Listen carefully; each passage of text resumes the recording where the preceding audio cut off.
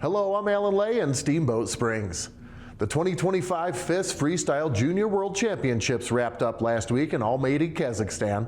Steamboat Springs Winter Sports Club athlete Annabelle Ayad and Sports Club alum Abby McLarnon represented the U.S. on the women's team.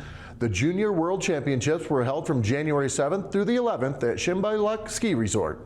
Ayad's top-notch skiing at the U.S. selections in December qualified her for the chance of a lifetime to compete in the Freestyle Junior World Championships.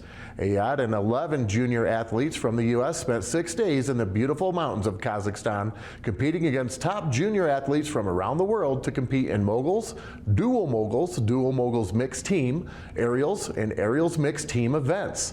Ayad skied in 3 mogul events and took full advantage of the opportunity, finishing 6th place in single moguls, narrowly missing the podium with a 4th place finish in dual moguls, and nabbing a bronze medal 3rd place finish in the moguls mixed team event with teammate Chase Littlefield.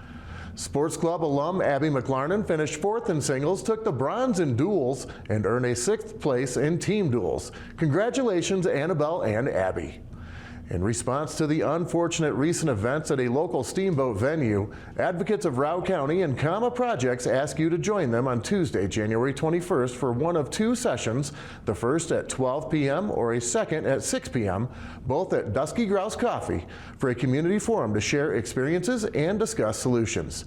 We often get lulled into a false sense of security living in our mountain town, but this is an everywhere issue. Awareness is the key. Be kind, be safe, be vigilant, and watch out for one another.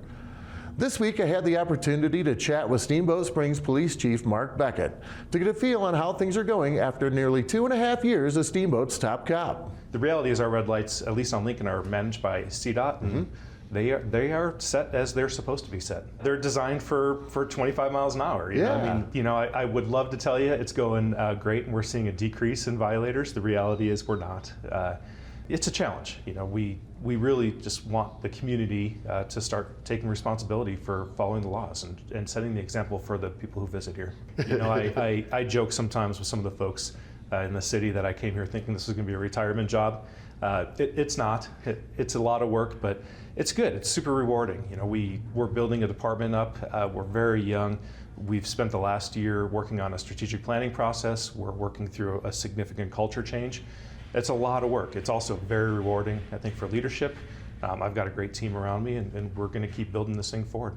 You know, last year for this community was a tough year for suicide. It was a tough year for mental wellness, both in the city and outside the city and the county. And I really think we need to start having tough talks as a community. We've got some great support systems here.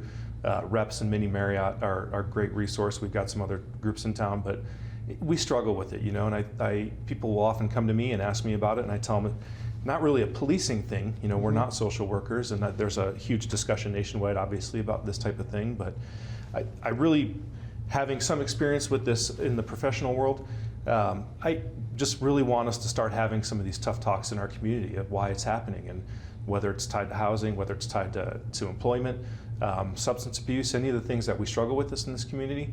I really think we need to start having these tough talks about mental wellness.